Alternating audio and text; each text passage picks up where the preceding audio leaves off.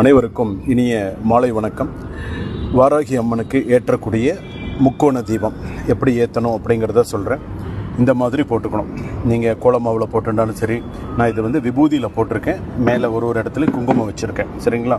இதுக்கு பேர் வாராகி அம்மனுக்கு ஒவ்வொரு இதுலேயும் சூளம் போட்டுக்கணும். ஒவ்வொரு அந்த இது பார்த்திங்கன்னா எப்படி சூளம் போட்டிருக்கேனோ இந்த மாதிரி சூளம் போட்டுக்கணும். இந்த மாதிரி சூளம் போட்டுண்டு அடுத்ததாக நான் எப்படி தீபம் வச்சுருக்கேனோ அதே மாதிரி தீபம் ஏற்றணும். நான் இப்போ இதில் வீடியோவில் நான் எப்படி வச்சுருக்கேனோ அதே மாதிரி இருக்கணும். எல்லாமே வடக்கு நோக்கி இருக்கணும். ஒரு தீபம் மட்டும் கிழக்கு நோக்கி இருக்கணும். சரிங்களா? நான் இப்போ எப்படி வைக்கிறேங்கிறத பாருங்கள். விளக்கு எப்படி வச்சுருக்கேன்னு பாருங்கள். இந்த மாதிரி இருக்கணும். ஸோ எனக்கு வடக்கு. ஸோ நான் எல்லாமே வடக்கு பக்கம் வச்சுருக்கேன். 2 இந்த பக்கம் 2 இந்த பக்கம் 2. ஒரு தீபம் கிழக்கு பக்கம் இருக்குது. ஸோ இந்த தீபத்தை ஏற்றி வச்சுட்டு நெய் விளக்கு ஏற்றலாம். அப்படி இல்லைன்னா வேப்பெண்ணெயில் விளக்கு ஏற்றலாம்.